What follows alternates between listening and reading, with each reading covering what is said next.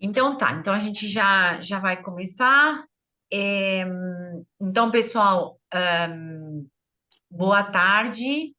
É um prazer estar aqui para a gente receber a professora Luciana, que vai dar um seminário. Vou repetir o que eu falei no momento em que ainda não estava gravando, mas para registrar presença, vocês precisam, os estudantes precisam colocar um boa tarde e o seu nome, ou o seu nome, né? No chat, para que a gente possa depois controlar a presença de vocês no seminário, tudo bem? Bom, então agora sim, sem mais delongas, eu vou apresentar a professora Luciana, que ela é uma antiga companheira de estudos, né, de grupo de pesquisa, enfim, a professora Luciana, que gentilmente eh, se disponibilizou a oferecer um seminário para nós, né? A professora Luciana Massi, ela é professora associada da Faculdade de Ciências e Letras de Araraquara e do programa de pós-graduação em Educação para a Ciência da Faculdade de Ciências de Bauru, da Universidade Estadual Paulista, Unesp. Ela é livre docente em Educação em Ciências pela mesma Unesp, fez pós-doutorado em Educação, é doutora e mestre em Ensino de Ciências pela USP e licenciada em Química pela Unesp.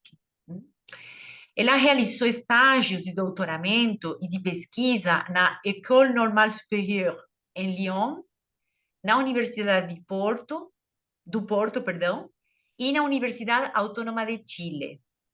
Ela tem experiência na área de educação química, com ênfase em linguagem, história, filosofia e sociologia da ciência, pautadas no materialismo histórico-dialético e na pedagogia histórico-crítica, né?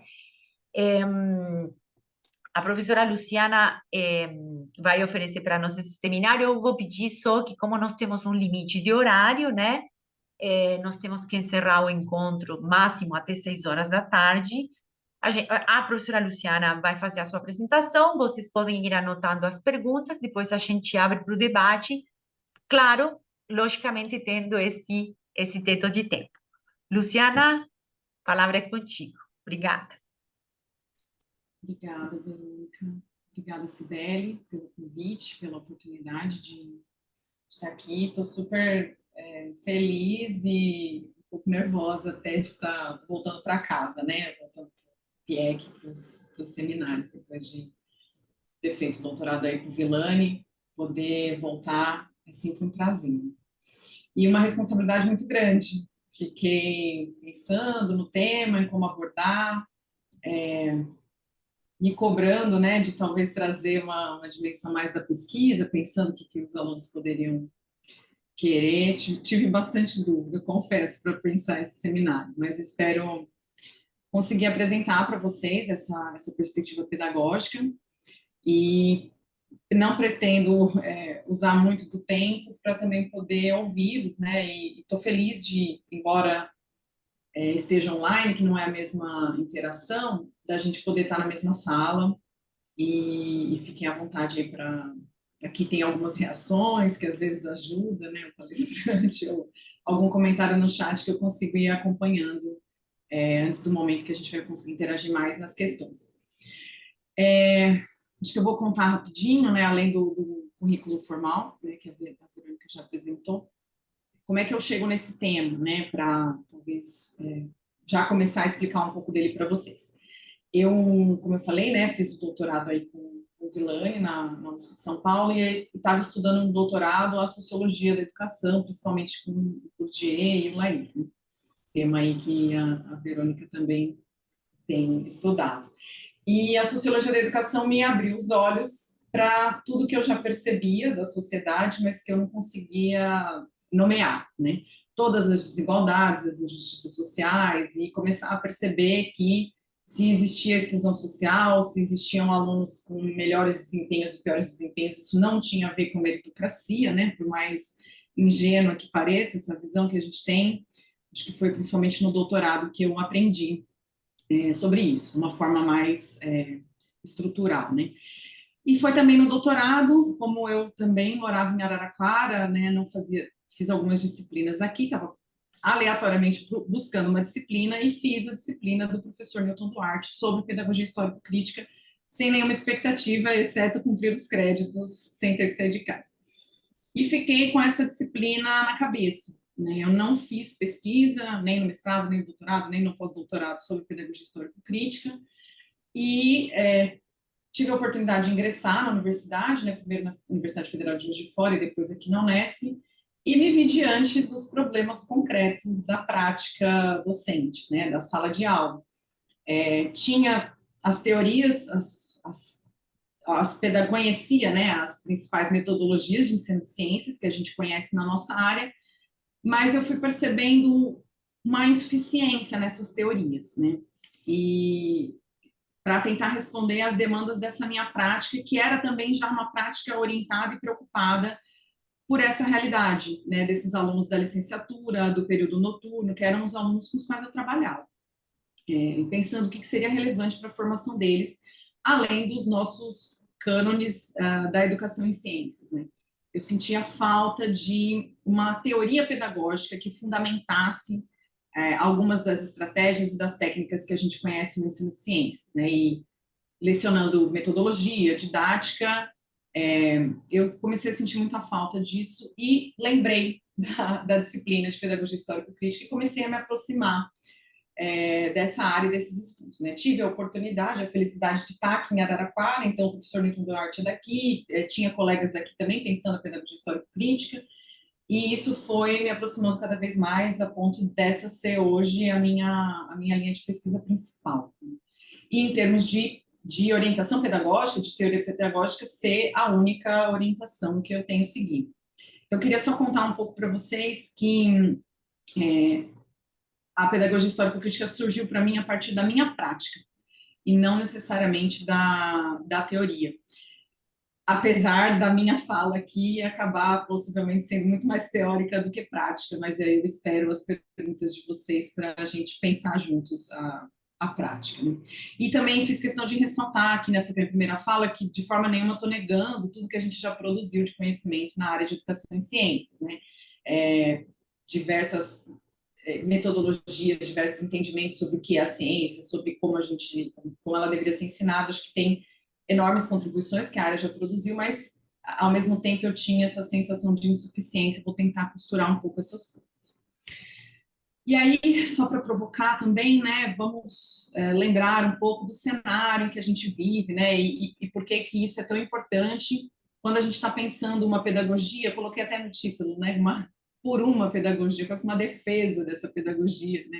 Por que a gente precisaria de uma pedagogia que, só para adiantar, né, é uma pedagogia marxista, é uma pedagogia que acredita que a sociedade capitalista ela não consegue produzir uma condição de vida digna, com liberdade, que atenda às necessidades das pessoas, e que é necessário superar esse modelo. Essa superação não vai se dar na escola, mas a escola tem um papel fundamental para que as pessoas compreendam essa realidade e construam coletivamente ferramentas para superar essa realidade. E aí, que realidade é essa, então, que tem me inquietado, né, e acho que inquietando a nossa área como um todo, né? É corrente as críticas à BNCC, né? E aí, quando a gente pensa em mudança curricular, né, o que está por trás dessa mudança, que precisou até depor uma presidenta para conseguir ser implementada, né? E que agora, depois de meses de discussão, uma suposta consulta pública, ela permanece exatamente como ela tinha sido formulada em termos de problemas essenciais do que é essa política curricular. Então, primeiro, por que muda o currículo, né? Por que o PCN não era mais suficiente? Porque muda o mercado de trabalho, né? Deixa de existir um mercado de trabalho, né? Deixa de existir o trabalho formal, deixa de existir o emprego. E aí a gente precisa de uma flexibilização das pessoas para se adaptarem a um mundo sem trabalho. E esse currículo é um outro currículo. Se a gente lê lá no PCN, formação para a cidadania, preparação para o mercado de trabalho, a gente não encontra mais essas expressões nesse documento. Ao contrário, a gente vai ter, né, Todos pela Educação, diversos empresários por trás dessa proposta, né, até hoje no governo Lula, bancando um projeto que é um projeto de precarização completa, de flexibilização total, de uberização, de pejotização, né? Não sei o quanto vocês estão familiarizados já, mas acho que são temas comuns, né? Que a gente tem já discutindo. Então, acho que só ilustrar, né? Uma reportagem que foi relatada num dos artigos, é que eu não estou colocando a referência, mas com certeza vocês já leram vários textos também críticos à BNCC, né, do professor Cássio Fernando, por exemplo, tem uma edição especial da revista Germinal que tem vários artigos fazendo essa análise, e um dos artigos ele traz esse exemplo do Uber, que foi entrevistado e destacado no jornal como um case de sucesso, né, como diria a linguagem empresarial, porque esse Uber ele tirou o banco do passageiro e colocou no lugar do banco do passageiro uma vendinha. Então, além de fazer Uber, ele ainda vendia produtos né, não perecíveis ali que as pessoas poderiam eventualmente precisar durante a corrida. Né? Então, esse é um exemplo do que a sociedade está exigindo do nosso novo trabalhador, sem carteira assinada, sem segurança, sem garantia, sem poder ficar doente, sem horário de trabalho. É uma flexibilização de não só estar trabalhando com um aplicativo, né, enriquecendo pouquíssimas pessoas, numa condição extremamente precarizada, ainda assim ter que inventar um segundo emprego, porque esse trabalho no aplicativo não vai garantir o mínimo que ele precisa para sobreviver. Então, é dessa flexibilização do mundo do trabalho que surge a proposta de um ensino médio com um esvaziamento total de conteúdo, né?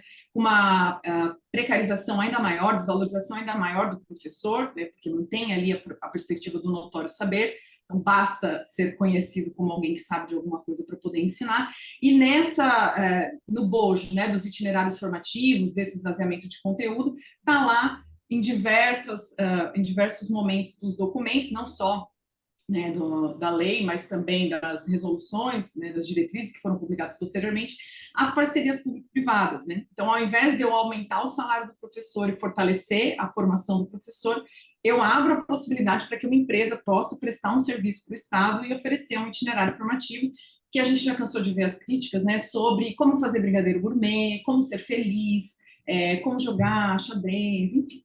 E por que eu preciso aprender a fazer brigadeiro gourmet na escola? Justamente porque eu não vou ter emprego, eu não vou ter trabalho. Então, esse é o cenário que está colocado para a classe trabalhadora. Lembre-se que as escolas particulares se transformaram em itinerários formativos em química analítica, fisicoquímica, e simplesmente ignoraram qualquer uma dessas orientações. Então, a escola, né, continua sendo uma escola de acolhimento aí para os pobres, inclusive com a ideia de habilidades socioemocionais. Então, agora ele tem que aprender a respirar e fazer yoga, já que ele vai ter que aguentar, que ele vai passar fome, então ele precisa realmente de uma técnica de respiração aí que ajude ele a sobreviver.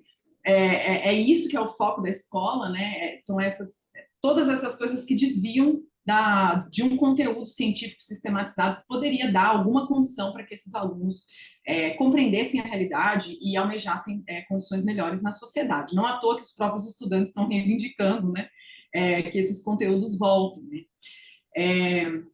E aí, além desse cenário caótico, né, em relação à escola, e aí a gente pensar o que é política curricular dentro desse cenário, desse país colonizado, né, desse país extremamente desigual, a gente vai ter no âmbito da ciência também problemas seríssimos, né, que atingiram um auge aí com o nosso antigo presidente, mas que persistem, né? O negacionismo científico e um obscurantismo beligerante, né? A gente acabou de ver O Avesso da Pele sendo perseguido por supostamente ser um livro que fala de sexo, um livro que fala de racismo em todas as páginas, gente. Quem não leu, convido a leitura. É um livro de 100 páginas que uma professora do Rio Grande do Sul proibiu que tivesse na escola, um livro que ensinaria para as pessoas, né, sobre como o racismo está arraigado e como a gente deveria.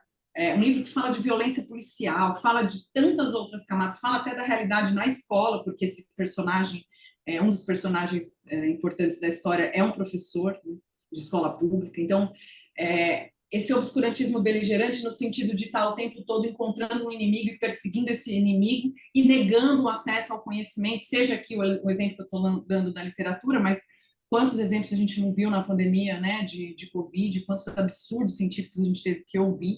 É, então, a gente tem também, né, no âmbito não só da educação, mas no âmbito da ciência, problemas muito sérios que a gente precisa enfrentar, né? A gente vai ter ainda, né, vou puxar o caso da vacina, que é muito próximo, né?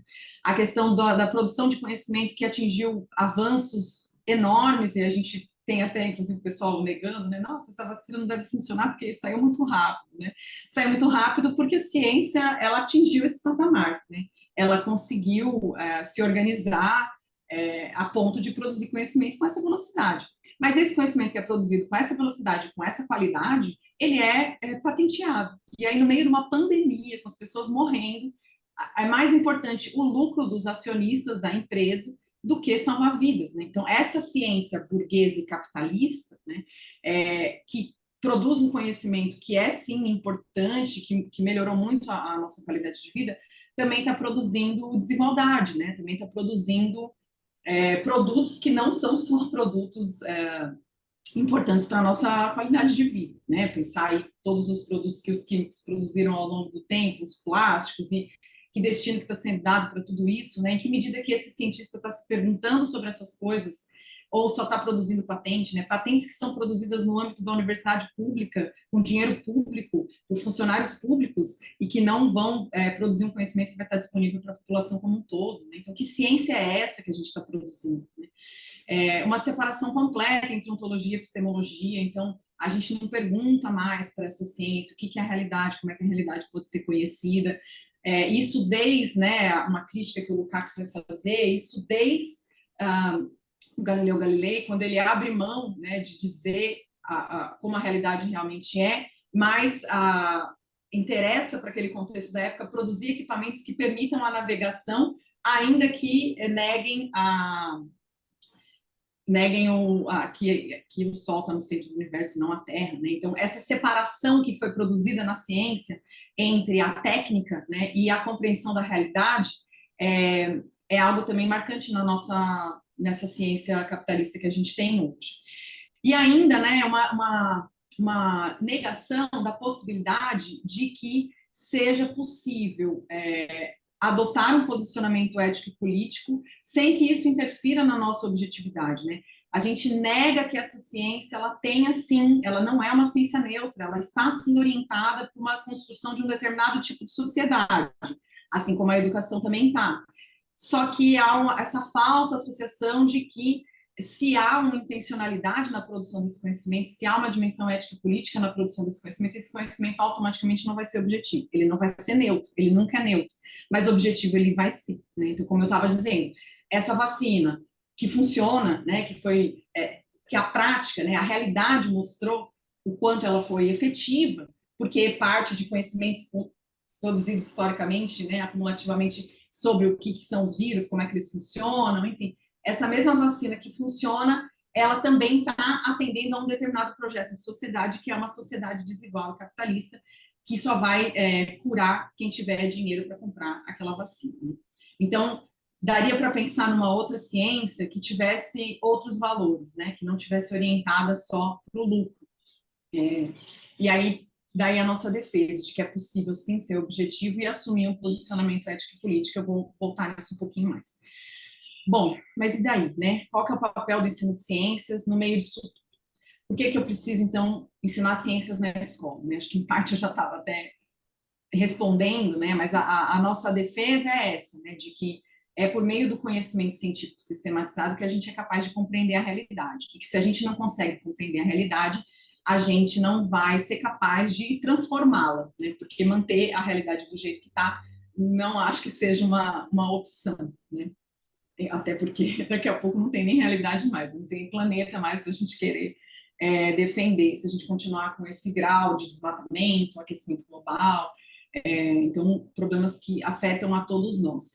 Mas existe esse questionamento até mesmo na área de ensino de ciências, e de novo, né, eu não tenho encontrado respostas convincentes dos nossos colegas da área de ensino de ciências do porquê ensinar ciências, né? Muitas vezes há uma defesa de um relativismo extremo, né, radical, que acabaria quase que por negar a necessidade dos conhecimentos científicos na escola, né? Ou um excesso de preocupação com o cotidiano e com a realidade imediata dos estudantes, que também acabaria negando a necessidade da escola como um espaço onde a gente teria acesso a um conhecimento que a gente não tem em nenhum outro lugar. Então, vou trazer depois, né, as respostas da pedagogia histórico-crítica, mas a gente defende que é fundamental existir conhecimento científico, artístico e filosófico na escola, é ele que justifica a existência da escola, né? E isso partindo da premissa de que a realidade existe, que é possível conhecê-la, sim, e que a ciência explica essa realidade. Por mais que essa ciência tenha falhas, por mais que a ciência erre e por mais que a ciência seja passível, né, e inclusive essa é uma das qualidades, né, passível de mudança, passível de revisão, mas hoje a ciência representa o conhecimento mais próximo que a gente tem da verdade. E para a gente isso é uma premissa, né? A gente parte desse lugar, de que é possível sim conhecer a realidade e que a ciência é o conhecimento mais próximo da verdade que a gente tem. Portanto, é esse conhecimento que deve estar na escola, e não, por exemplo, um conhecimento religioso, um conhecimento místico, que comparado ao conhecimento científico, não é capaz de explicar a realidade com a mesma capacidade. E a gente precisa conhecer a realidade, né? O aluno da classe popular, ele não pode escolher não conhecer a realidade, porque se ele não conhece, ele não consegue transformar. E aí, já estou intuitivamente aqui já respondendo também, né? Como é que a ciência pode construir, então, para uma sociedade melhor, né? Então, entendendo que a sociedade não tem como continuar do jeito que ela está, tendo acesso a esses conhecimentos mais sistematizados, a gente pode começar a pensar em outra sociedade. E aí, eu vou trazer do Saviani, né, só algumas ideias, por exemplo, a noção de que a gente vai ter, e aí, de novo, né, vou ter que comparar um pouco com as pedagogias que são hegemônicas na nossa área, né, que, em geral, segundo a classificação do Saviani, né, se a gente pensar, por exemplo, no construtivismo, que ainda hoje é a tendência mais presente, né, no ensino de ciências, ainda que nas suas variações de sócio-construtivismo, enfim, mas a leitura construtivista ela ainda está bastante presente. Segundo o Saviani, né, ela se enquadraria dentro de uma perspectiva pedagógica que ele chama de teoria não crítica, no sentido de que são teorias que não levam em consideração os condicionantes sociais. Então, elas não partem da premissa de que a relação que se dá entre a escola e a sociedade é uma relação em que a escola está inserida numa sociedade desigual. Então, as teorias não críticas, elas vão entender que não existe não existe desigualdade, né? Não existem problemas sociais que a escola teria que responder. Portanto, essas teorias acabam se adaptando ao que está posto na sociedade, não questionando a sociedade. E aí tem muitas variações disso, né? O professor Newton Duarte vai chamar de pedagogias do aprender a aprender. E aí a gente viu na pandemia, por exemplo, também a questão da educação online, né? Então, todo mundo aderindo criticamente à educação online, e repetindo discursos do tipo, a internet está aí, quem não usar não vai conseguir se adaptar, são novos tempos, a gente tem que ensinar de outra forma, isso que está posto, né? Então, esses discursos adaptativos, e a ideia de que o aluno conseguiria aprender sozinho, então, vamos só colocar o computador, porque os nossos alunos estão tão acostumados a usar o computador que eles vão aprender tudo, né? E a gente vivenciou tudo isso na pandemia, né? Quem conseguiu aprender alguma coisa durante a pandemia, né? A gente até brinca, você fez essa disciplina já? Fiz durante a pandemia, então não conta, a gente nem conta que o aluno fez, porque a gente vivenciou, né, o quanto esse modelo de ensino é um modelo que não funciona, mas ele atende aos interesses dessa sociedade que está posta, né? Então, defesas desse tipo se inserem nessa perspectiva não crítica ou adaptativa. Já pedagogias como a pedagogia do Paulo Freire, por exemplo, ou a pedagogia histórico-crítica que eu estou trazendo, são teorias críticas que têm como objeto, como proposta, como perspectiva, a mudança da sociedade, entendendo que essa sociedade não é justa e que a escola reproduz as desigualdades que estão colocadas na sociedade. Portanto, tendo uma sociedade desigual, qual que é o papel da escola diante dessas desigualdades, né? Como eu falei no começo, então Saviani vai dizer, a escola ela é determinante e determinada, não é a escola que vai resolver. os problemas, mas ela contribui para a compreensão dessa realidade, né? E ela é determinada por essa realidade, mas ela também pode ser determinante na medida em que ela nos ajudar a compreender a realidade. E aí, focando, né, então eu tentei só dar uma primeira situada aonde que a gente se insere em relação às pedagogias hegemônicas do ensino de ciências. Na pedagogia histórico-crítica, a gente vai ter como premissas, né, um fundamento filosófico, ontológico e epistemológico do materialismo histórico dialético. Então, como eu falei, é uma pedagogia marxista. O que não significa pegar o Capital e procurar todas as vezes que o Marx falou de educação e repetir essas frases como se isso fosse, como se o Marx tivesse falado sobre tudo, né? Então a gente vai procurar no Marx, o Marx não era feminista. O Marx não falou sobre ciência e tecnologia. Sim, ele nem tinha esse compromisso. O Marx criou uma forma de pensamento, né?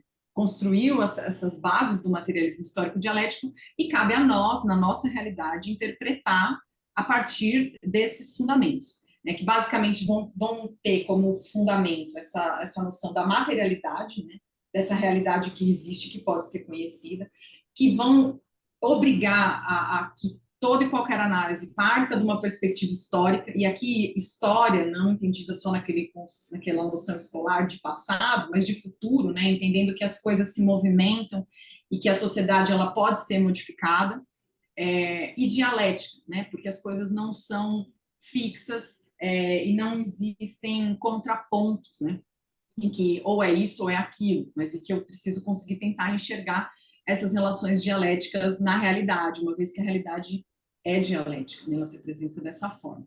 E eu vou, claro, voltar e tentar explicar um pouco melhor essas coisas. E como fundamento pedagógico, né, e psicológico, a pedagogia histórico-crítica se assenta na psicologia histórico-cultural. A psicologia histórico-cultural é o Vygotsky, mas não é o Vygotsky junto com o Piaget, como muitas pessoas do ensino de ciências costumam trazer, né? O Vygotsky aqui é lido dentro de uma chave de um Vygotsky como um psicólogo marxista que tem como projeto de vida fundar e dar as bases dessa psicologia marxista. Isso escrito pelo próprio Vygotsky, né?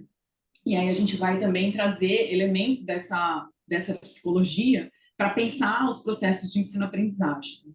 Então, voltando lá no começo da minha fala, né, eu senti falta nas pedagogias que a gente tinha disponíveis, nas metodologias, nas estratégias do ensino de ciências, essas bases que me ajudassem a pensar sobre a realidade, sobre como o aluno aprende, sobre qual que é o papel da educação, né?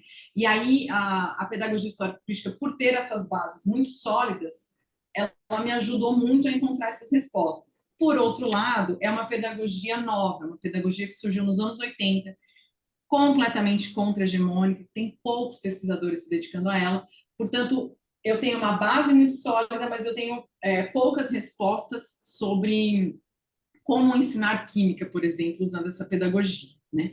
A gente tem vários elementos sobre os quais a gente consegue se apoiar, mas a gente não tem uma técnica pronta. E talvez não seja esse também o objetivo dessa pedagogia, né? Construir uma única técnica que resolveria os problemas. Então, a aula deve começar assim, depois ter aquilo.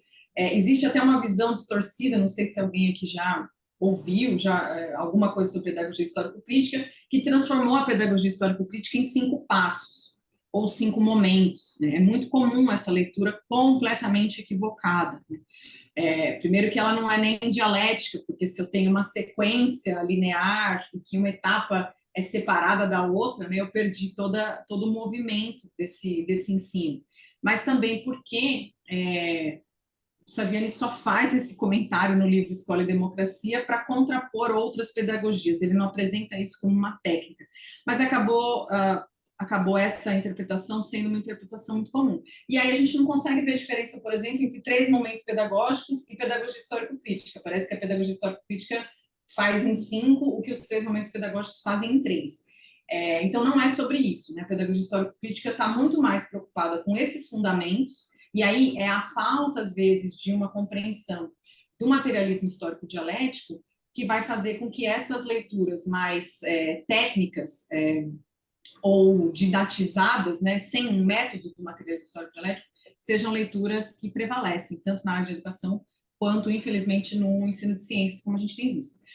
Até porque não é uma pedagogia fácil, né, gente? Estou falando aqui de fundamentos bem distantes até da nossa formação, né? A gente não estuda filosofia, a gente estuda muito pouco de psicologia, né, do próprio Vygotsky, então exige um esforço muito grande para se apropriar desses fundamentos, mas ao se apropriar deles, eu acredito, né, eu defendo que a gente consegue pensar mais sobre o que fazer, né, como professor, e também como pesquisador aqui na área de ensino de ciências. Então, é uma frase que eu gosto muito do Saviani para tentar, né, sintetizar o que é a pedagogia histórico-crítica, né? Qual que é? E esse texto é um texto fundamental, eu sei que muitas pessoas usam até sem trabalhar com pedagogia histórico-crítica, porque ele realmente capta, né, a natureza e a especificidade da educação, né? Nesse texto do Saviani, ele vai dizer que o trabalho é o ato de produzir direta, intencionalmente, em cada indivíduo singular, a humanidade que é produzida histórica e coletivamente pelo conjunto dos homens. Então, volto lá naquela minha defesa, né? É por meio do conhecimento sistematizado que a gente vai conseguir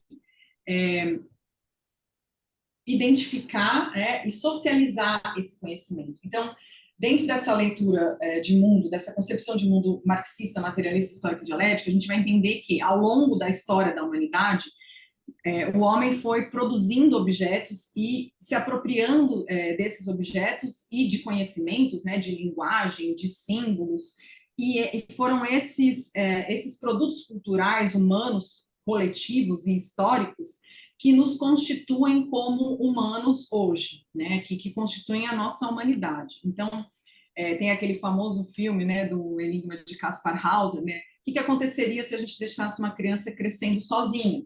Como algumas pedagogias defendem, né, gente? Não podemos interferir, a criança vai ter o seu próprio tempo, vamos deixar os objetos todos no tamanho da criança, vamos respeitar o tempo da criança. Vamos respeitar o tempo da criança, mas precisamos entender também que nós, como humanidade, produzimos coisas que vão muito além do que, como espécie, nós conseguiríamos avançar sozinhos, né? Então, hoje, assim que a gente nasce, a gente já é obrigado a se relacionar com tecnologias, com linguagens, com avanços, né, que representam esse desenvolvimento humano e coletivo, dos quais a gente só consegue se apropriar por meio de processos intencionais de ensino, né? É claro que as pessoas aprendem também na cotidianidade, mas essa aprendizagem cotidiana e imediata, ela tem uma série de limites. Por exemplo, da gente olhar para a praia, né, e falar, olha só como é reto, então a Terra deve ser plana, né? Quantos anos, né, que a humanidade demorou para conseguir avançar na compreensão da realidade e entender que, embora eu enxergue reto, é plano. Embora eu não sinta o movimento do chão, a terra se move, né? Embora eu olhe para o céu e parece que tem um desenho ali, aquele desenho não tem nada a ver comigo nem com a minha personalidade, né? Então, a gente, como humanidade, superou concepções místicas, né? Concepções que foram importantes em um determinado momento histórico, mas que não dão conta mais, né? Não se provaram explicações mais próximas da realidade do que as explicações que a gente tem hoje, né? E é claro que eu não estou aqui sendo ingênua de achar que a gente só produziu coisas legais, né? Comecei já falando, a gente produziu diversas ferramentas para explorar as pessoas, para alienar as pessoas, né? E aí, dentro dessa perspectiva, a gente vai entender isso, então, né? Isso que foi produzido histórico coletivamente pelo conjunto dos homens, ele não vai estar acessível para todos, né? E aí é que a gente vai ter a ideia de alienação. Quer dizer, esse conhecimento histórico coletivamente produzido, ele me é alheio, né? Não me pertence. Portanto, eu estou numa condição de alienação em relação ao que é o desenvolvimento da humanidade, né? Então, enquanto a gente tem hoje uma compreensão da realidade muito avançada em termos de vírus, de bactérias, a gente tinha lá na pandemia o pessoal tomando remédio para verme, porque não consegue entender a diferença entre verme e vírus, que é uma diferença que já pertence ao conjunto de conhecimentos da humanidade há muitos anos, né? Então, qual que é o papel da educação? É produzir direta e intencionalmente em cada indivíduo singular essa humanidade, né? Então, produzir seres humanos no sentido do que a gente tem hoje né, como esse ser mais desenvolvido, né, que entre uma explicação da astrologia e da psicologia, sabe que a explicação da psicologia é uma explicação mais avançada do que a da astrologia, né? E que, portanto, essa teoria psicológica, por exemplo, deveria estar na escola, deveria ser objeto desse ensino intencional, né, direto intencional, e não a astrologia, por exemplo, né? Estou pegando aqui extremos, eu sei que dava para problematizar melhor todas essas coisas, mas só para tentar explicar um pouco, em linhas muito resumidas, né, quais são algumas premissas dessa pedagogia. E aí, nesse mesmo texto, né, o Saviani vai continuar, e aí talvez já tenha vindo, né, até para vocês a pergunta, nossa, mas quantas milhões de coisas que eu vou ter que ensinar, né, porque a sociedade avançou muito. E o fato dela ter avançado, como eu falei, não quer dizer que o que a gente tem hoje como mais atual seja necessariamente mais desenvolvido, né? A gente teve modelos de relações humanas, por exemplo, muito mais desenvolvidas, mais cooperativas, e, portanto, mais importantes, mais interessantes para a humanidade do que a relação individualizada, competitiva, né, neoliberal que a gente tem hoje. Então, não necessariamente o atual é isso que eu estou chamando de mais desenvolvido. Então, cabe à educação, né, o objeto da educação aqui, segundo o Saviani, é, então, identificar esses elementos culturais que precisam ser assimilados pelos indivíduos da espécie humana, né? Quais são esses elementos que são capazes de promover essa humanização, que são capazes de tirar os alunos dessa condição de alienação, né? Então, primeiro eu preciso identificar qual é esse conhecimento, né? E, de outro lado, identificar as formas mais adequadas para atingir esse objetivo, né? E aí entra toda uma discussão educacional, pedagógica e escolar, né? Então, pensar quais são esses conteúdos e pensar como eles deveriam ser ensinados. E aí, como eu falei, para pensar os conteúdos, a gente tem tanto o materialismo histórico-dialético quanto a psicologia histórico-cultural nos ajudando. A própria psicologia histórico-cultural tem lá no livro do Vygotsky um capítulo sobre os conhecimentos cotidianos e científicos. E aí a gente percebe como o conhecimento científico ele consegue promover um desenvolvimento cognitivo muito mais avançado do que o conhecimento cotidiano, o que não quer dizer que o conhecimento cotidiano não seja também importante, fundamental no processo de formação. Mas na escola a gente deveria oferecer esse conhecimento mais desenvolvido, que é o conhecimento científico sistematizado. E aí, então, eu vou também procurar no materialismo histórico-dialético e na pedagogia histórico-crítica essas formas de ensinar, né? Eu sei que talvez ainda está tudo muito abstrato, mas eu vou tentar trazer um pouco mais para o concreto, para o ensino de ciências, né? E eu queria primeiro só destacar, né, que, como eu já tinha falado antes, a gente fez já vários levantamentos bibliográficos, acho que o primeiro movimento de entrada nessa linha foi justamente identificar como é que está a pedagogia histórico-crítica no ensino de ciências. E aí eu nem quis colocar a porcentagem para vocês, porque é muito baixa, né, gente? É completamente contra-hegemônica, não só, como eu falei, porque não é uma tendência comum no ensino de ciências, né? A perspectiva crítica, talvez ela esteja cada vez mais sendo citada, né? Mas acho que a realidade exige também, né? Mas qual crítica, né? E essa perspectiva marxista é uma perspectiva pouco presente no ensino de ciências. E apesar da gente estar na universidade pública, né, e ser acusado de fazer doutrinação marxista todo dia, vocês sabem muito bem que são pouquíssimos colegas marxistas que nós temos, né? Então é uma tendência que também, mesmo nos cursos de sociologia, né, de filosofia, não é uma tendência comum, né? E consequentemente isso acho que resvala aí no ensino de ciências, que vai ter uma relação muito mais próxima com as teorias hegemônicas da própria área de educação. Então, é uma inserção muito incipiente e contra-hegemônica. Mas a gente tem produções, eu fiz questão de trazer aqui pelo menos 2 nomes de pesquisadores, orientadores que já produziram trabalhos muito importantes nessas 3 áreas, né? Então, queria destacar na biologia a professora Luciana Lunar de Campos, aqui da Unesp, que tem orientado vários trabalhos sobre formação de professores, principalmente, a partir da pedagogia histórico-crítica, mas também análises curriculares, enfim. A tese de doutorado da professora Júlia Mazzinini Rosa, né, que eu considero um dos trabalhos mais importantes para a educação em ciências e pedagogia histórico-crítica, porque ela vai analisar o conceito de evolução, né, e aí vou até detalhar um pouco mais o trabalho dela no próximo, um pouco mais para frente, mas é um trabalho bastante importante, né, para pensar como trazer a pedagogia histórica para o ensino de ciências.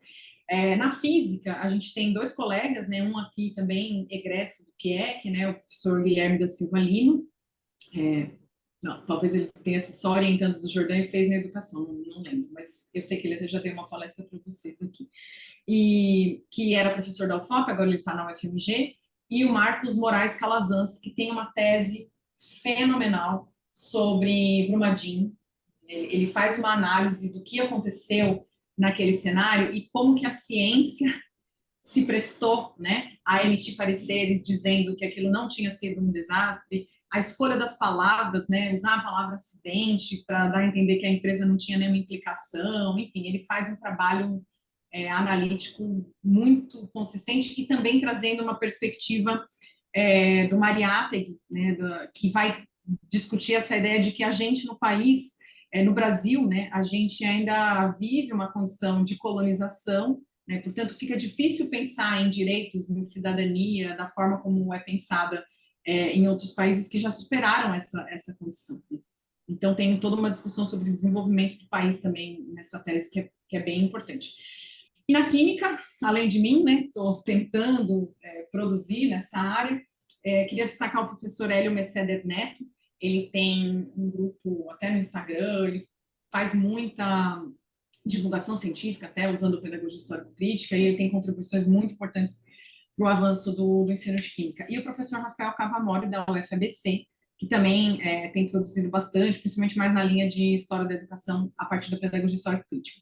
Eu queria só olha só como somos poucos, né? Cabemos em um único slide, mas estamos, né, conversando e nos articulando em eventos e escrevendo juntos e pensando juntos sobre como produzir conhecimento dentro da pedagogia histórico-crítica.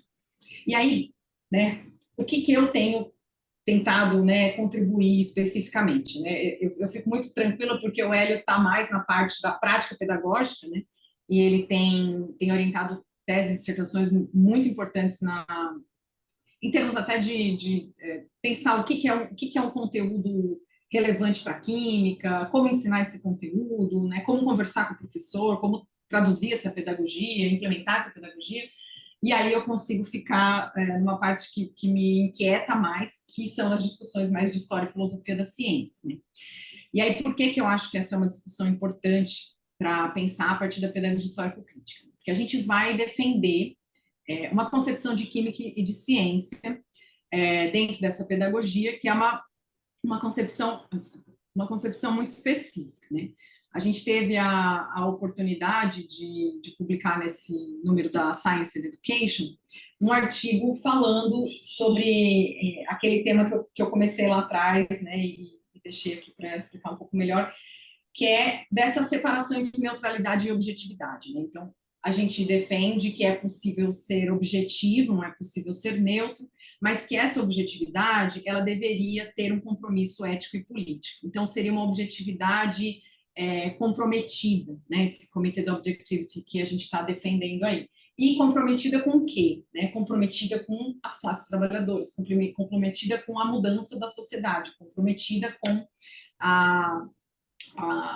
o fim, né, da exploração, da desigualdade. Então, a ciência que atendesse a esses serviços, né, deveria ser uma ciência importante para a construção dessa outra sociedade, reconhecendo que a ciência que a gente tem hoje, por mais que tenha, como eu já disse, avançado em termos de compreensão da realidade, ela também contribui significativamente para a manutenção dessa exploração, dessa desigualdade que a gente observa, né?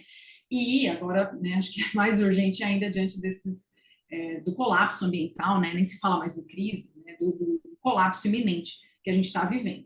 Então, que ciência é essa que contribuiu para a produção desse colapso? Né? E que ciência que a gente poderia ter que não contribuísse, né? Que trabalhasse para um outro projeto? Né? Porque existe, sim, sempre esse componente ético e político no trabalho do cientista. A questão é só para que lado que ele está trabalhando. Né? Tem aquela frase famosa do Brecht, né? Da peça de teatro A Vida de Galileu, que ele pergunta, né, no final da peça, vocês trabalham para quê? Né? Então, os cientistas estão trabalhando por alguma coisa. A pergunta é só se eles sabem por que eles estão trabalhando, né? E, como educadores, acho que a gente também precisa se perguntar, né? A gente está trabalhando para quê? quando a gente trabalha, por exemplo, com pedagogias que não vão questionar essa desigualdade que a gente tem na sociedade. Então, para que a gente trabalha? Claro que eu sei que não é fácil, né, identificar, é muito menos romper. A gente está vivendo imerso numa sociedade que, em momento nenhum, está dizendo essas coisas, né? O discurso hegemônico é o discurso, como eu já falei, do individualismo, da competitividade e de se você não está ganhando bem no Uber, você que vai arranjar um outro emprego, você que se esforce mais, né? Mas se a gente entende que as oportunidades não são iguais para todas e que as pessoas estão sendo alienadas do conhecimento e de condições de vidas melhores, né? Eu entendo que a gente deveria estar, de alguma forma, tentando lutar para essa mudança, né?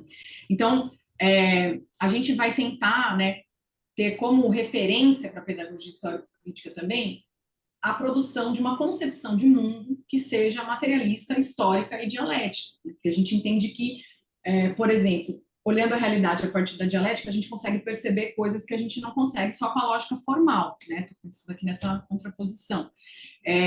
Que se a gente pensar a realidade de uma perspectiva histórica, né, a gente consegue enxergar como as coisas foram e como as coisas poderiam ser, né? Então, daí também pedagogia histórico-crítica, né? Nessa perspectiva de reconhecer essa realidade da sociedade, né? Ter um posicionamento crítico no sentido de reconhecer esses condicionantes sociais e historicizar essas desigualdades. Então, dentro do ensino de ciências, essa seria uma referência para a gente, né? Por meio daqueles conhecimentos que eu falei, que são os conhecimentos produzidos histórico e coletivamente pela humanidade, eu vou selecionar, então, conhecimentos que ajudem a construir essa concepção de mundo nos alunos, né? E aí eu vou depois trazer o exemplo da Júlia, que eu acho que ilustra melhor isso que eu estou falando.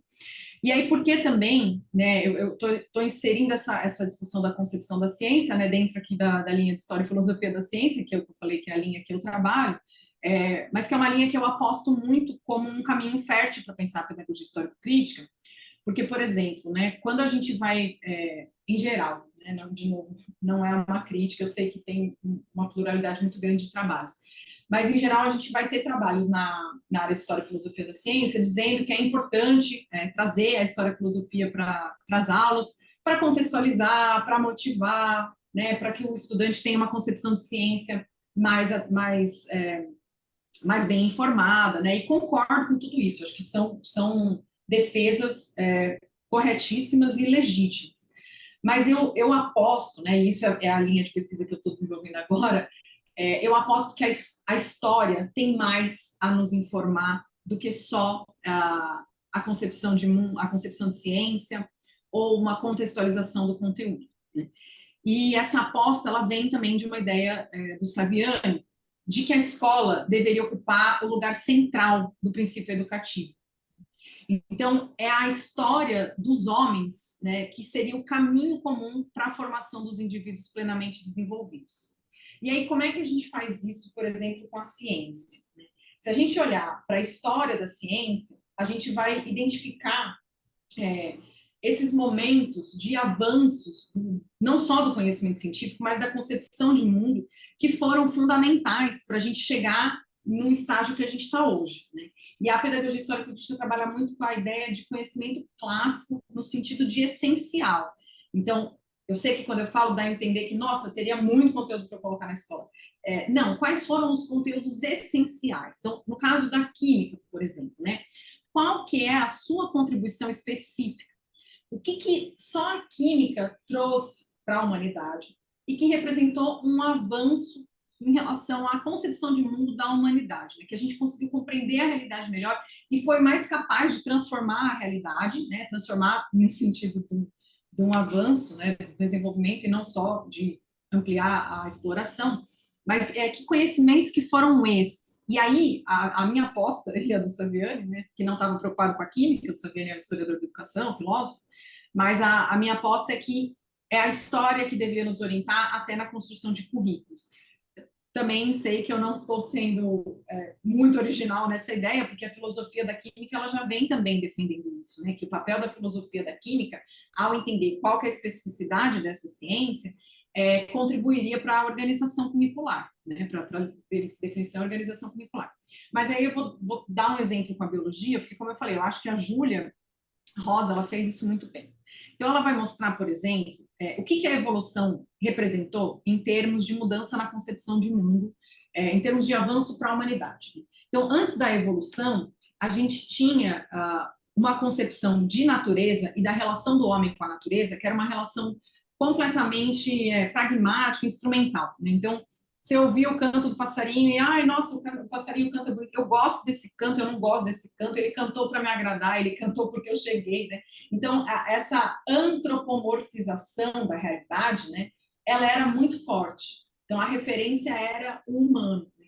E a evolução, ela vai representar para a humanidade essa possibilidade de ruptura com a perspectiva antropomorfizada. Então, eu consigo começar a enxergar para a natureza e enxergar na natureza sistemas e relações que colocam, né, o humano no seu devido lugar.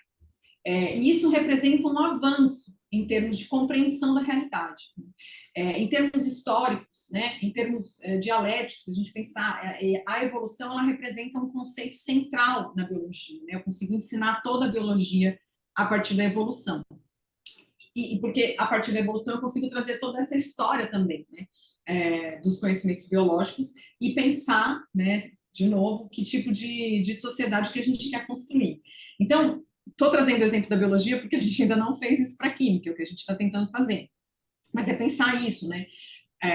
A Júlia defende, né, que o conhecimento da evolução é o conhecimento central, é esse eixo central e essencial que a biologia vai trazer, e que é por meio desse conhecimento que a gente vai organizar um currículo que tenha como referência esses avanços no conhecimento da humanidade, e principalmente os avanços cognitivos dos alunos também, porque a partir da compreensão desse conceito que os alunos conseguem compreender os outros, né, de uma forma dialética entre eles também. De novo, eu sei que isso também não é exclusivo da Júlia. Outros autores defendem a evolução como eixo central da biologia, mas ela vai fazer isso a partir da perspectiva do materialismo histórico dialético. Né? E a gente precisa fazer isso para a química, né, para a física, enfim. Como é que a química vai contribuir, então, para essa concepção de mundo materialista histórico dialética? O que a gente tem percebido como grupo de pesquisa, né, ainda de uma forma muito incipiente, é essa noção de que a química é uma ciência relacional e dialética. Né? Então, na química não existem conceitos absolutos. Né? O conceito de ácido se dá em relação ao conceito de base. Né? A propriedade das substâncias dependem do meio em que essa substância está inserida. Né? Então, a química ela é uma ciência relacional. Né? Um elemento da tabela periódica depende do seguinte, né? A sua propriedade se dá em relação ao elemento anterior e ao subsequente, né? A lei periódica.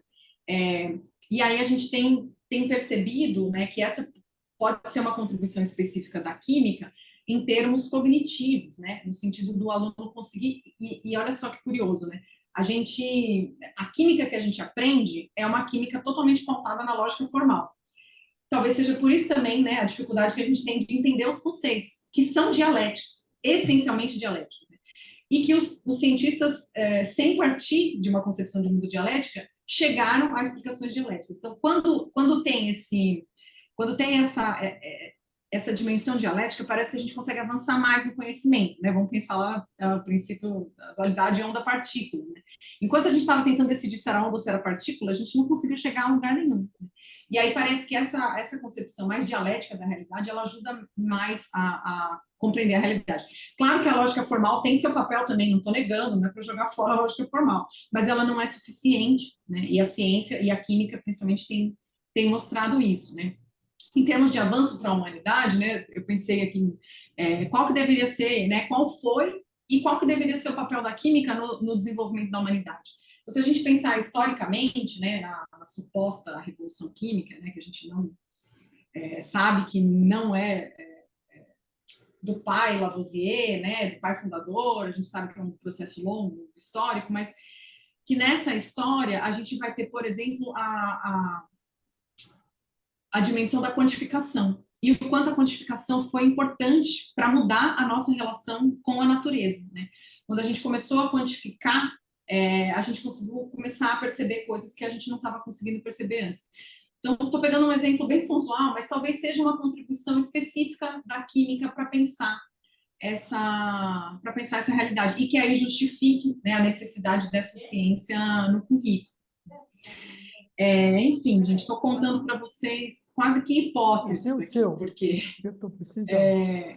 é muito difícil. A gente tem essas preocupações, Não mas a está gente tem conseguido funcionando. produzir muito Depois, pouco, né? Somos poucos, como eu falei, e a gente está sempre nesse processo, né, de muito estudo, muita leitura, muito marginalizado, né, tendo muita dificuldade de publicar, de participar de discussões, de diálogos, porque é só você falar que é marxista, geralmente as pessoas já param de falar com você.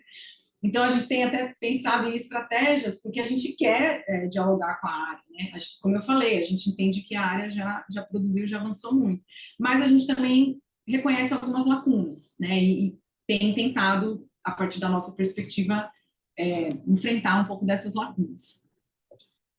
E era isso. Eu acho que eu falei demais e rápido, como sempre, mas estou muito curiosa para ouvi-los, né? Vou até tirar aqui para eu conseguir ver todo mundo e a gente poder conversar melhor.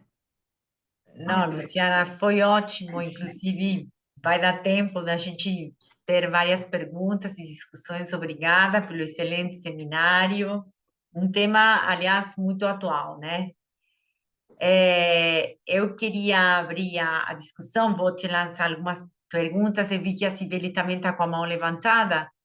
E aí, Não depois a estou gente. levantada, não, eu só estou aplaudindo aqui. Ah, entendi. Não, desculpa, tá? Pensava que. Bom,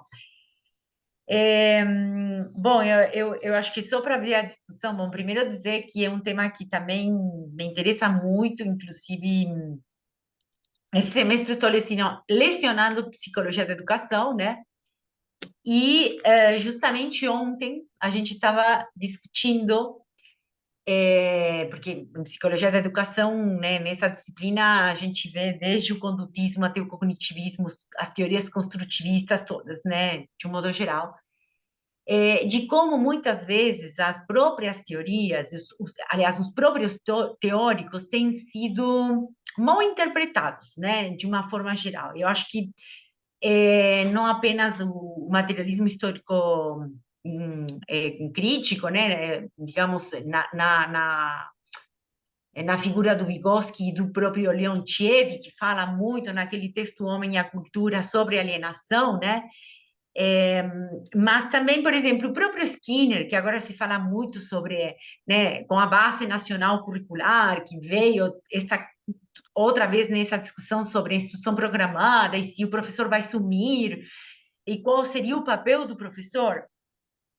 E ontem, né, discutindo com os alunos, eu a gente assim chegou na conclusão de que até o próprio Skinner, que era um condutista, digamos, confesso, não havia negado qual era o papel do professor. Para ele, olha só, as máquinas de ensinar deveriam ser umas aliadas do professor, mas para que o professor pudesse se dedicar justamente à criação do vínculo com os alunos, para que ele pudesse se dedicar às características mais humanas, né, da relação. E aí um aluno falou assim, professora, eu acho, ele me disse assim, que ele foi injustiçado, né? Porque no fundo, ele também não, assim, a leitura que se fez do próprio Skinner, né, foi uma leitura extremamente radical. E eu acredito que quando se fala em Vygotsky, né, e nos seus seguidores, né, aparece um pouco também essa leitura, né? Ah, não, então, porque como ele tem bases marxistas, né, já então, assim, eu só queria fazer essa reflexão e dizer que, não sei como você vê essa leitura, porque agora nós estamos com uma desvalorização da ciência, por um lado, nós que como cientistas talvez não soubemos comunicar à sociedade como que a gente trabalha, né?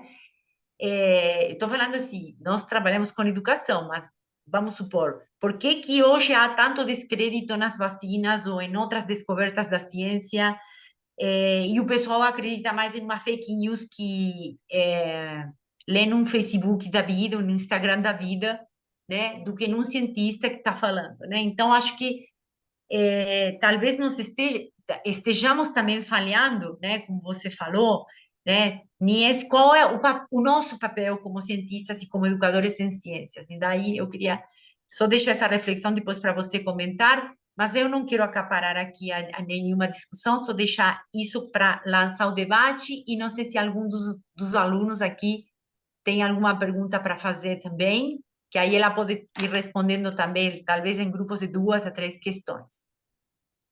Obrigada. Se quiser, eu posso ir comentando, Verô, aí o pessoal vai criando coragem. Pode ser, pode ser. Você falou muita coisa aí. Mariana, tem duas importante. pessoas. Tem a Mariana e tem o Pedro, Luciana. Seria legal.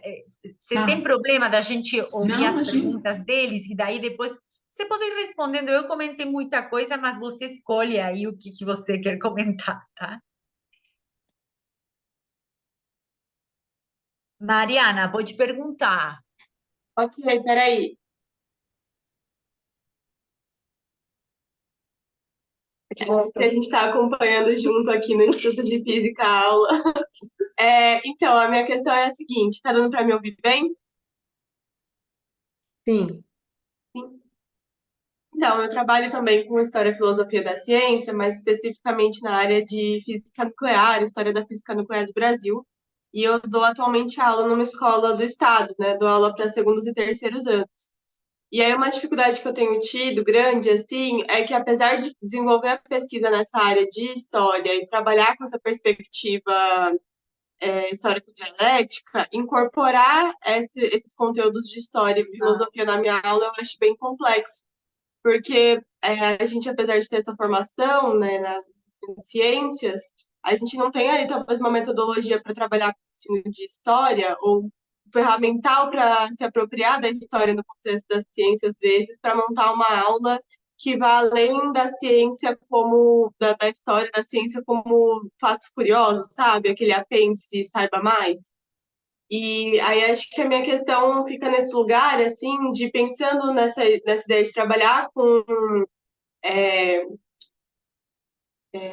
fala? Com a história da ciência no contexto do ambiente do ensino de ciências, no meu caso é física, como que você incorpora isso, essa questão do materialismo histórico dialético, para você dar uma aula com conteúdos de história, mas que também não fique nem só no que é uma aula de história propriamente dita, mas também não caia nesse apêndice, assim, nesse saiba mais, sabe? Não sei se me fiz clara, mas acho que é meio nesse sentido. Que apesar de ter o conhecimento de história, apesar de ter o conhecimento de física, às vezes casar as duas coisas fica difícil para mim. Mas eu acho que é isso.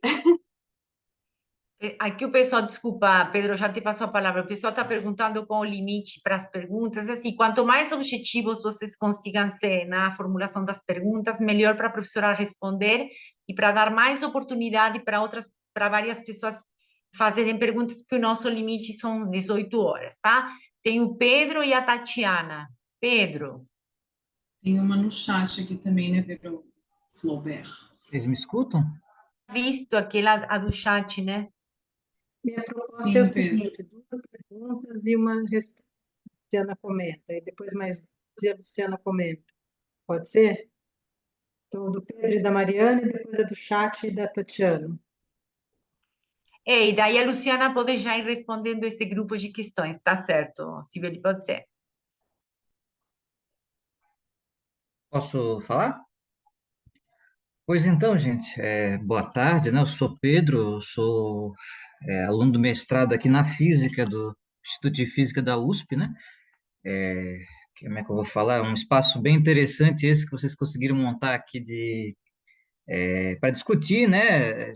Pedagogia histórico-crítica, né? Materiais história dialético nas ciências, assim, é um negócio assim que a gente não vê todo dia, assim, né? É até meio difícil, até para quem tem mais ou menos uma perspectiva que vai nesse sentido, assim, ter um espaço desse. Em primeiro lugar, eu gostaria de saudar o espaço, né? E as pessoas, né, principalmente, porque não dá para saudar o Zoom, né? Enfim, várias perguntas, assim, é meio difícil até sintetizar, né? Porque é tanta coisa, assim, é um assunto tão complexo, assim, né? De como é que a ciência se estrutura na sociedade que a gente vive, né? Etc e tal, que é meio complicado, assim, né? Então, a gente, né, está vivendo nesses negócios aí de Todo dia a gente olha, né, vai tentar fazer ciência, tentar discutir as coisas, vai ter as disciplinas na graduação. Lamentavelmente, fiz o bacharelado, né? Estamos aqui, né, que não se discute, né, o que é verdade, o que não é verdade, né, tudo mais das coisas, né? Apesar de que na prática cotidiana ali do que se está apresentando, né, as coisas aparecem como ontologia, né? É engraçado isso, né? A pergunta, desculpa a falta de objetividade na pergunta, porque eu já vou chegar nisso, assim, né? E várias perguntas aqui que tem. Então, é complicado, porque a gente, né, vê, né, tá numa época, assim, sabe, social, tudo mais, onde é famoso cala a boca e calcule, né, que aparece ali, né? Ah, não, a gente precisa calcular as coisas para algum objetivo meio obscuro, assim, sabe? E não importa justamente qual é, que é o conteúdo de verdade daquela coisa, né? A gente tem, né, como é que eu vou falar? É, é muito forte isso na física, nas ciências exatas e tudo mais, né, etc e tal, né? Como é que a gente faz, assim, para combater esse tipo de concepção, né? É um negócio meio complicado, né? E como é que bota a história nisso, né? Porque a física, assim, sabe, tem um negócio meio difícil, assim, complicado, que nem o capital, né? Um negócio meio complicado. A própria lógica da coisa, assim, sabe? Porque o conteúdo ali existe, assim, meio que estruturadamente como conceito, né?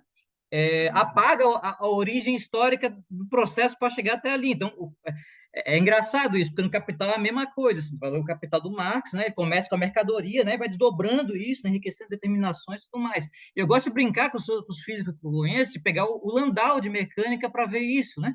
Porque o Landau na mecânica, ele começa lá com a ação, né, e vai enriquecendo, as determinações vão aparecendo, né?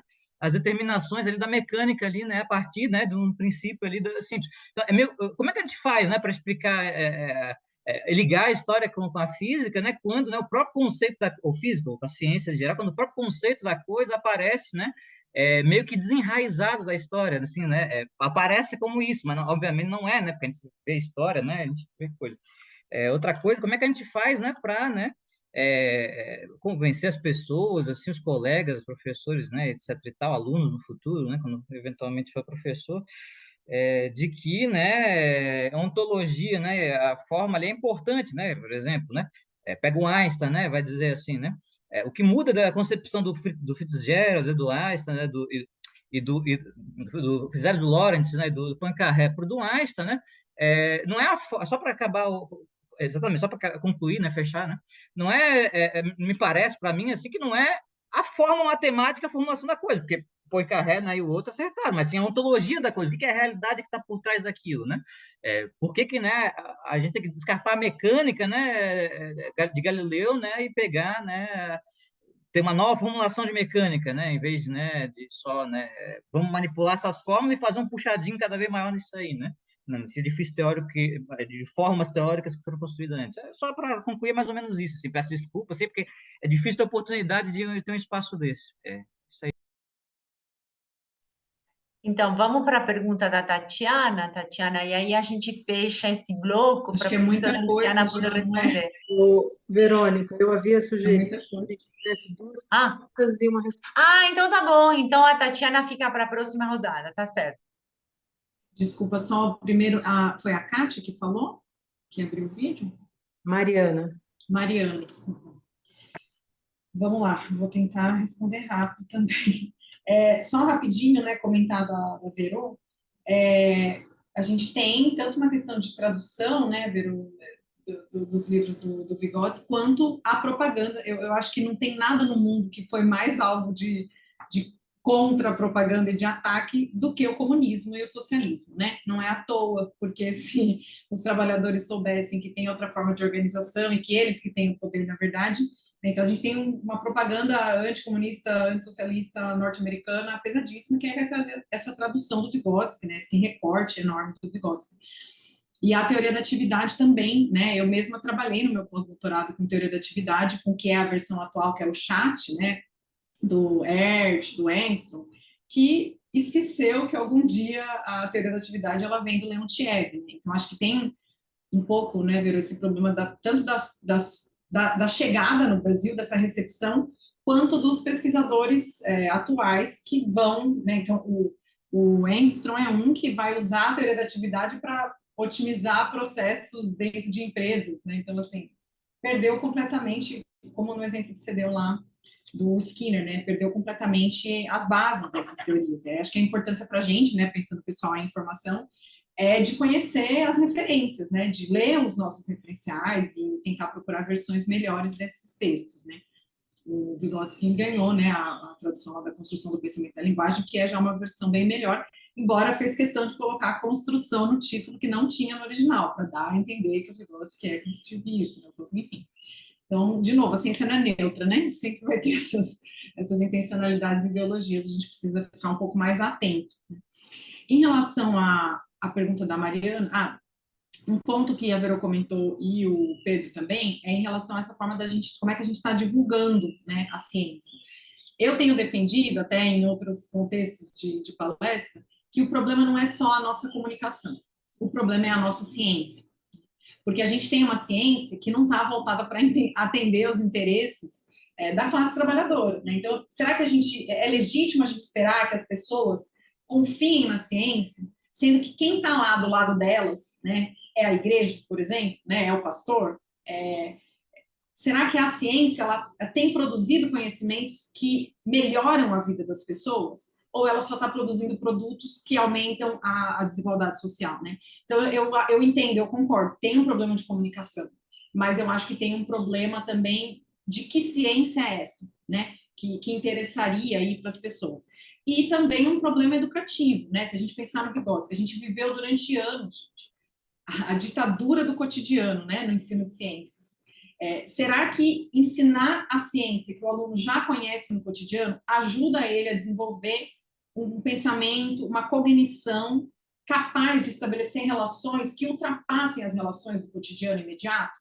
Também acho que não. Então, não é à toa que o eleitor lá do Bolsonaro vai falar que tem que matar preto porque o preto assaltou a pessoa, né? Porque isso é o mais raso do que ele consegue enxergar no cotidiano. Ele não vai conseguir estabelecer uma relação entre um processo histórico de escravização, entre uma desigualdade social, entre qual que é o papel do Estado, o que é violência, quem vai ser encarcerado. Ele não consegue enxergar nada disso, porque são relações muito mais complexas do que o cotidiano, né? Então, se a gente não tem uma educação capaz de ensinar essa complexidade, se a gente não tem uma ciência que atenda às necessidades da sociedade, eu acho que a gente acaba apostando muito na divulgação científica. Não sei como que essa divulgação científica vai fazer esse milagre, né? Quando o objeto dela não é um objeto palpável, né, compreensível, e nem um objeto que atende a essas necessidades todas que a gente está vivendo, né? Agora, em relação talvez ainda com o Pedro, né, Pedro, a questão dos autores marxistas, né? Foi muito curioso esse nosso processo de buscar autores, referências e ideias para pensar a ciência, por exemplo, para pensar a filosofia da química, para pensar a história da química, porque a gente partiu daquela ideia de que não tinha nada, né? E a gente foi encontrando poucos autores espalhados aí no meio desse caminho, que nos ajudaram bastante, né? Então, até, se você quiser, eu posso depois compartilhar algumas referências com vocês. Uma das discussões principais que foi meio que uma entrada, né, para a gente começar a encontrar esses autores. E aí, é claro, né, temos que fazer uma leitura muito crítica, porque tem também no meio autores que produziram no contexto do regime stalinista, que tinham que ficar batendo continência para o Stalin a cada frase, né? Então, não quer dizer que a pessoa não produziu nada de relevante, mas ela está inserida num contexto de produção, né, que é totalmente ditatorial, né, com vários problemas aqui, que a gente precisa reconhecer, claro. Mas a gente encontrou, por exemplo, a partir de trabalhos que a gente tentava estudar a dialética da natureza, né? A natureza é dialética, ou a dialética é uma lógica que só existe no pensamento.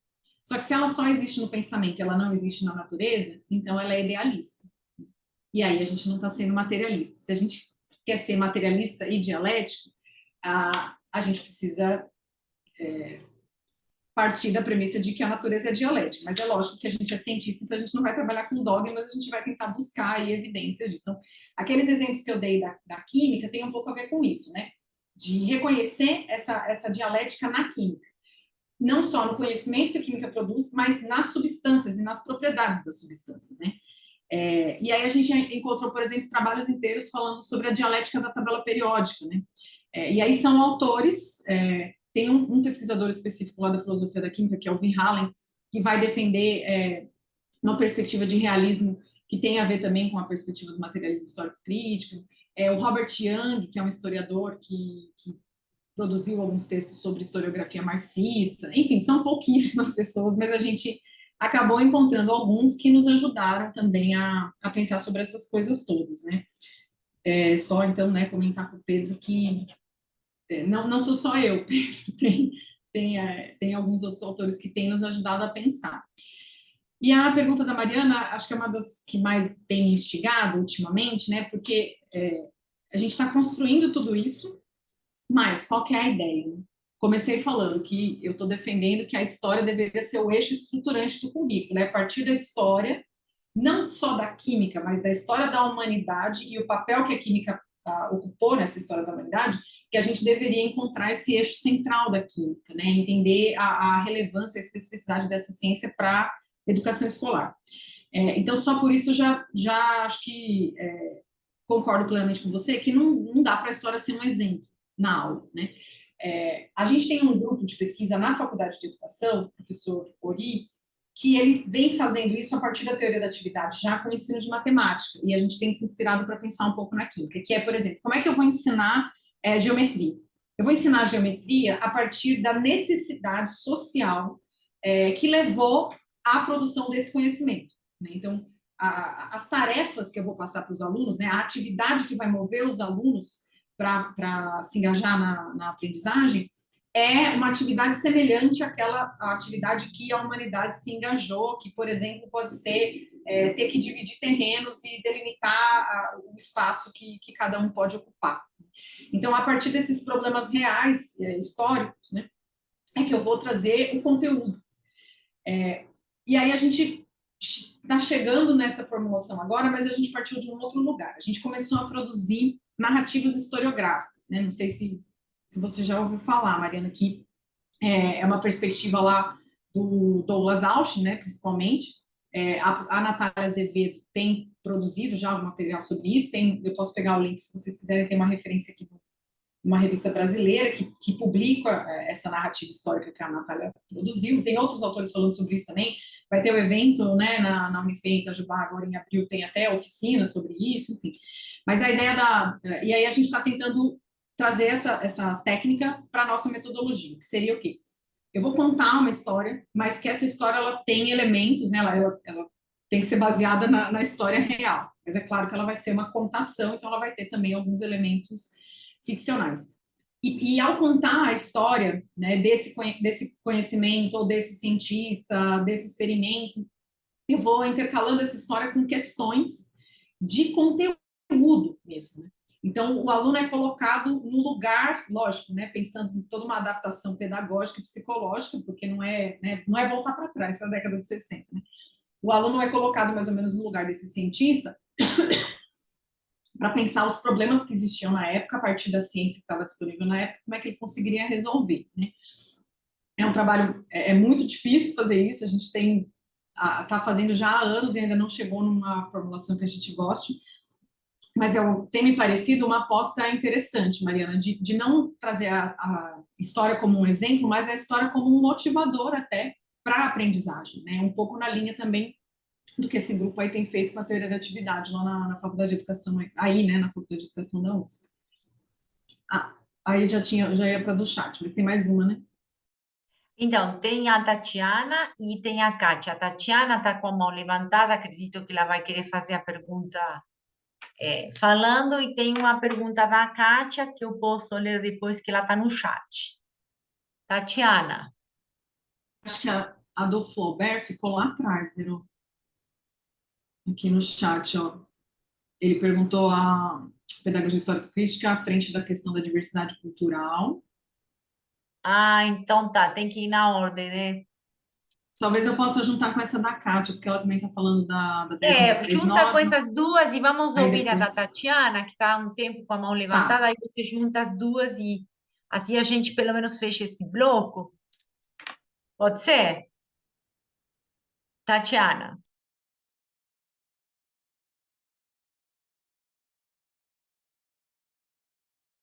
A gente não está te ouvindo, Tatiana.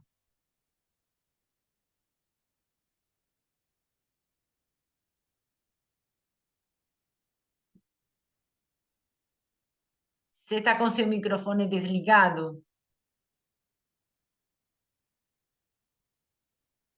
Agora parece que abriu, você está falando? Não, não estamos ouvindo. Não está funcionando.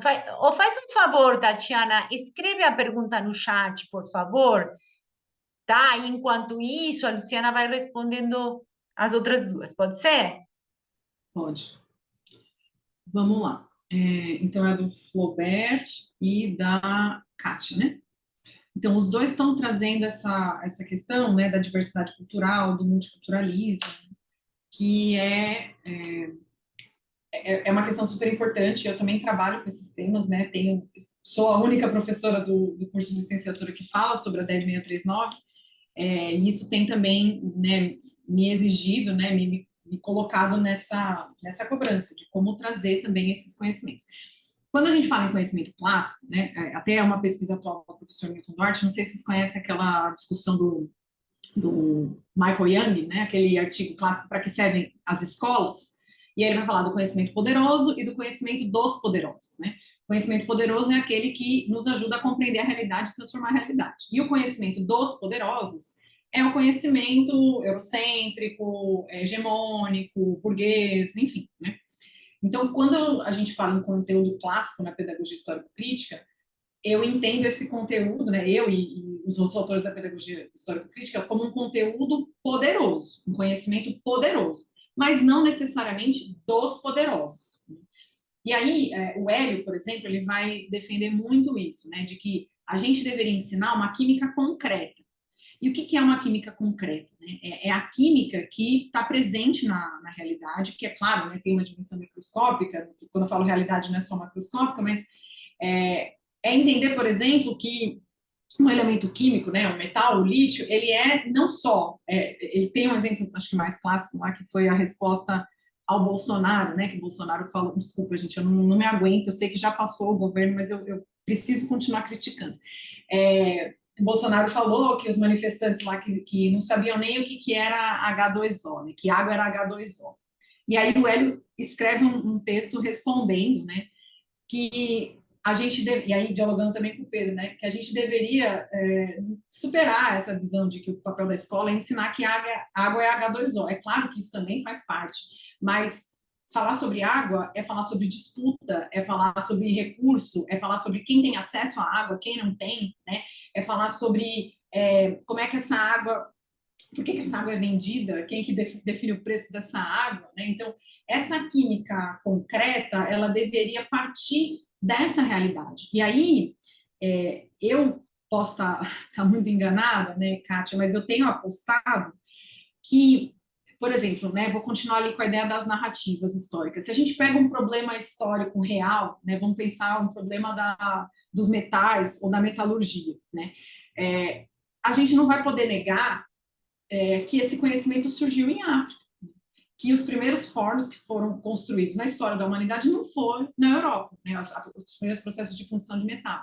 Então, e aí não só parar na questão da origem dos conhecimentos, mas pensar também, né, que metal é esse hoje, como é que esse metal está inserido hoje na sociedade, como é que isso está, de alguma forma, também contribuindo, por exemplo, para a questão do racismo ambiental, né? Então, eu acho que se a gente tem esse compromisso com a realidade e com as pessoas, né, principalmente com os oprimidos, com os trabalhadores, né, a gente é obrigado a contar essa história de outras perspectivas, né, a não se, como eu falei, a não se resumir a essa ciência burguesa, capitalista, branca, europeia, mas também pensar essa ciência de uma forma mais ampliada. E aí, eu acho que é muito difícil ser fiel a essa história e não trazer questões de gênero, questões de raça, né? Porque senão a gente estaria também só reproduzindo essa história oficial e que não é a história dos trabalhadores, né? Não é a história dos oprimidos, né? Então, por exemplo, a gente tem uma das narrativas que a gente tem tentado produzir é sobre o óleo de dendê. Que tem toda uma simbologia na cultura, né, na história, na cultura africana, mas que hoje ele é um objeto de disputa porque é a plantação desse óleo que está excluindo a população indígena e a população quilombola do seu território.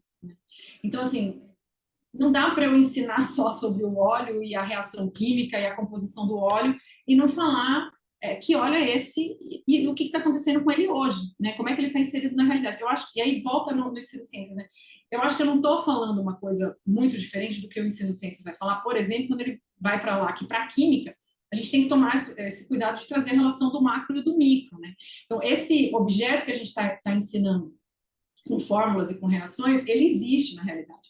O problema é que talvez no ensino de ciências, o que a gente chama de realidade é trazer um frasquinho do óleo de dendê para a sala de aula, né? E aí esquecer que esse objeto existe, que esse objeto está sendo disputado, que esse objeto vai contribuir para a emancipação ou para a exploração, né? E como é que ele participa desses processos todos, né? E é lógico, não sou ingênua de achar que a gente vai conseguir dar conta de um currículo inteiro fazendo isso. Mas, como eu falei, a nossa primeira tarefa é pensar esses conteúdos essenciais. E, a partir desses conteúdos essenciais, tentar trazer todas essas dimensões, assumindo esse compromisso ético, político, de transformação da realidade, de fim das desigualdades, né, de diminuir a exploração, acabar com a exploração, né, do trabalhador, enfim.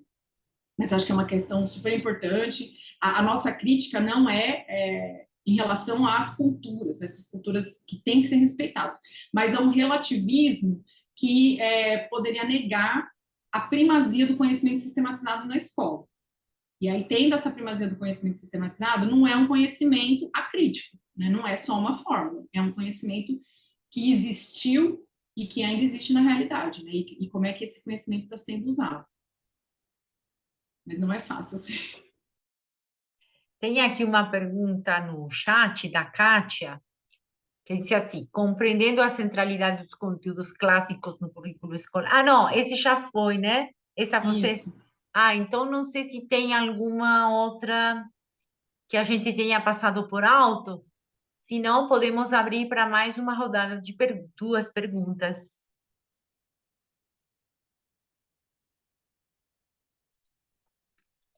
Não tem mais perguntas, pessoal? Eu queria Se fazer bem. um comentário que eu queria colocar uma discussão aí que a Luciana levantou uma bola de um assunto que eu tenho pensado com bastante frequência e a gente observa que existe aí na sociedade, principalmente as pessoas mais novas, né, um espírito bastante catastrofista em relação ao futuro do planeta. E que o mundo vai acabar, que a humanidade vai acabar, que o planeta vai acabar, que tudo vai acabar. E eu acho que isso precisa ser visto com bastante cuidado, né?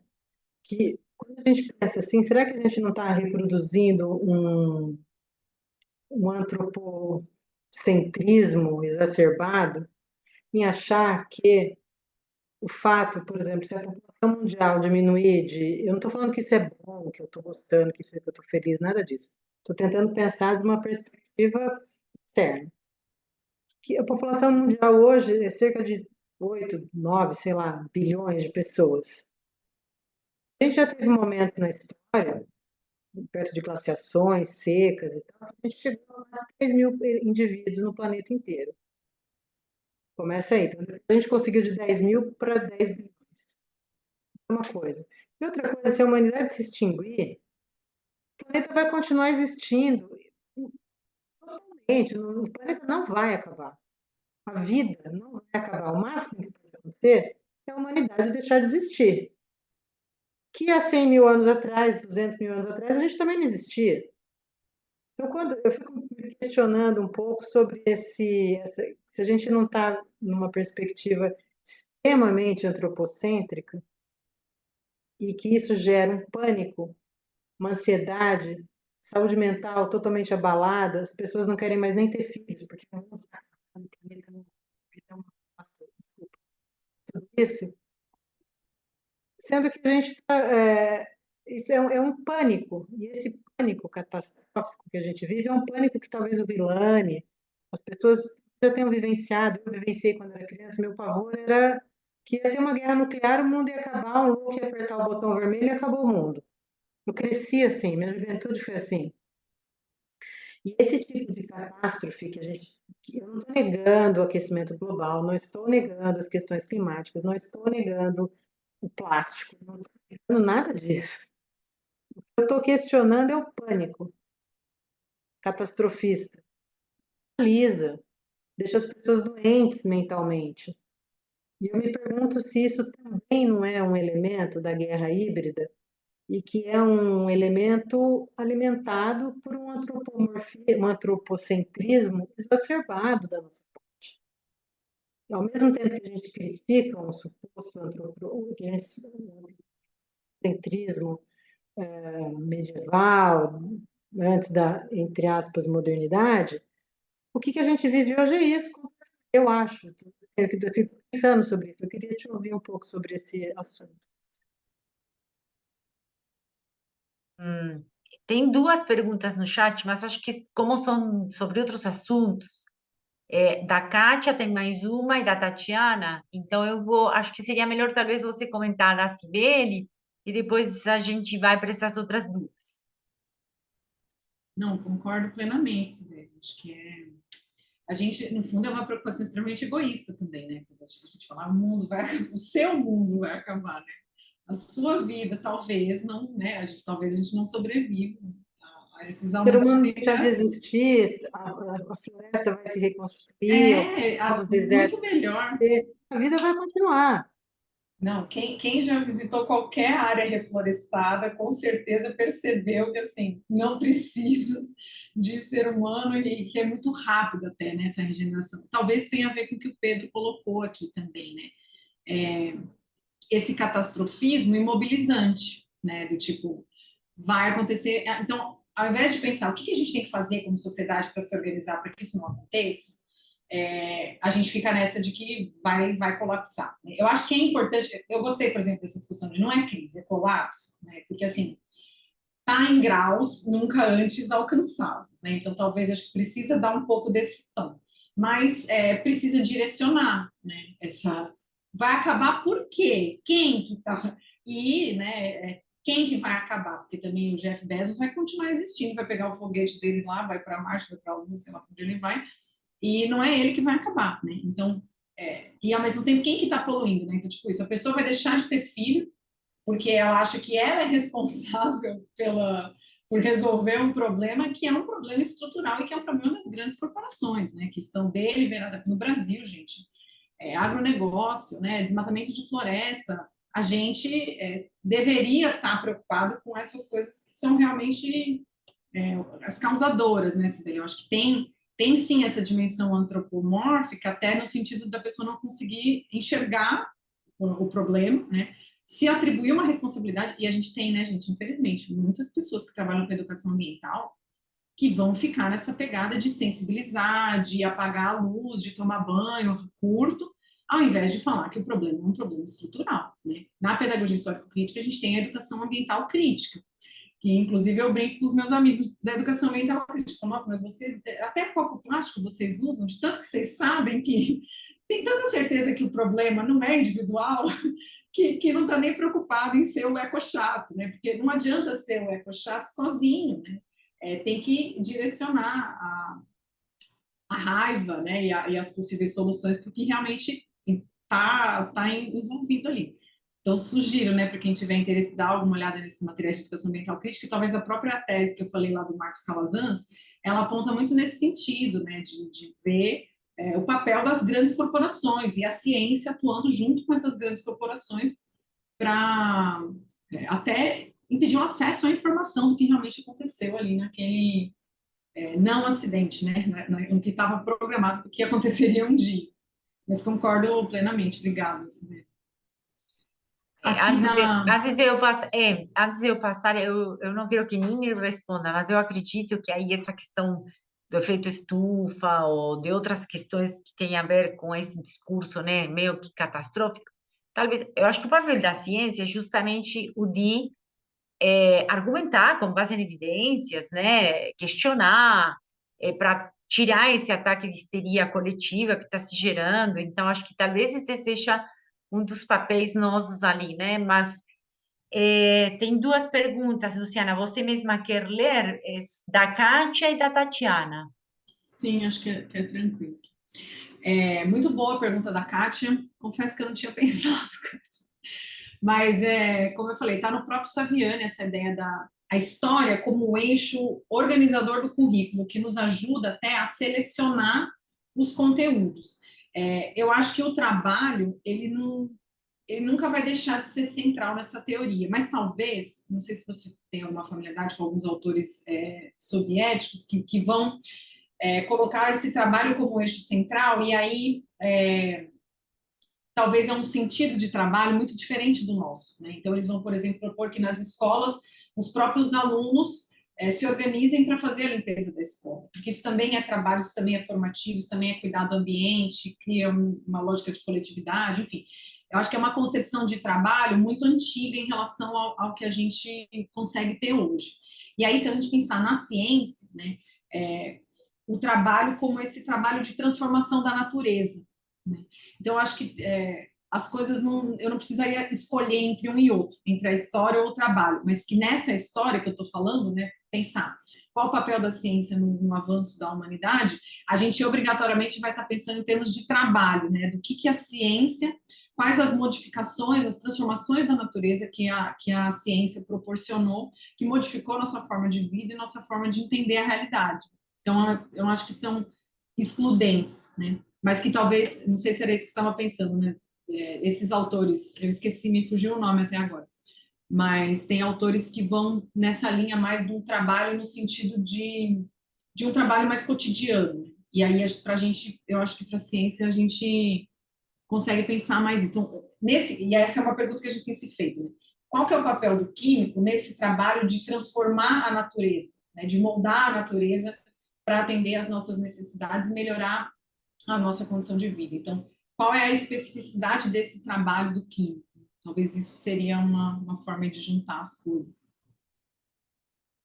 E que bom que eu vi aqui que você já estava acompanhando os cursos lá, a gente está sempre fazendo palestras, né?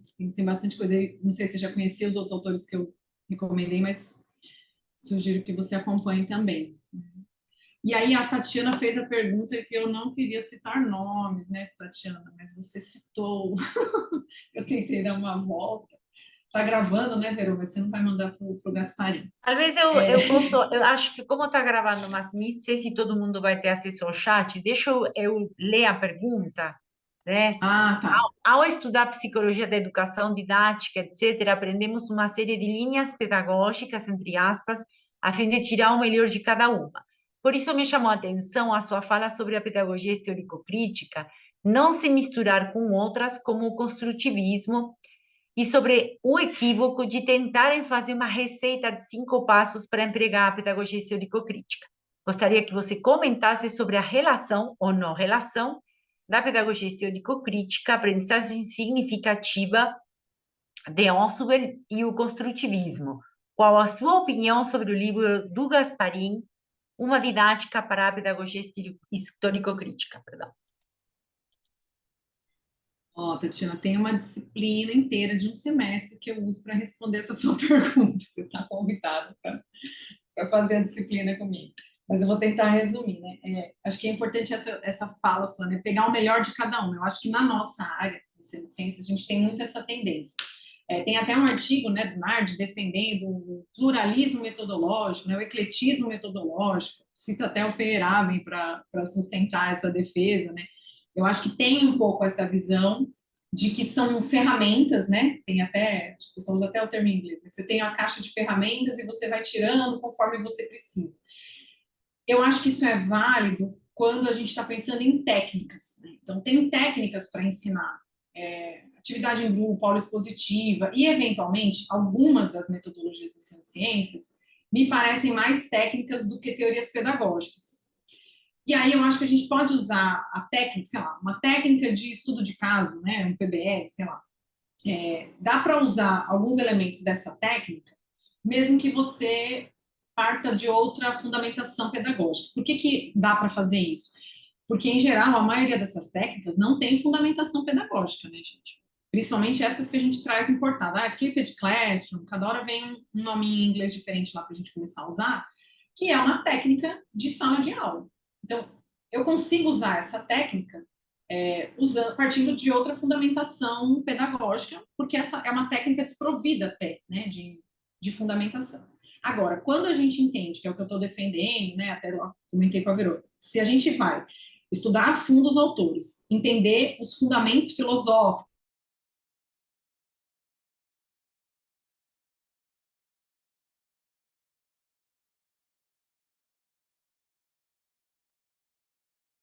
Ela congelou para todo mundo ou só para mim? Fui eu que congelei aqui.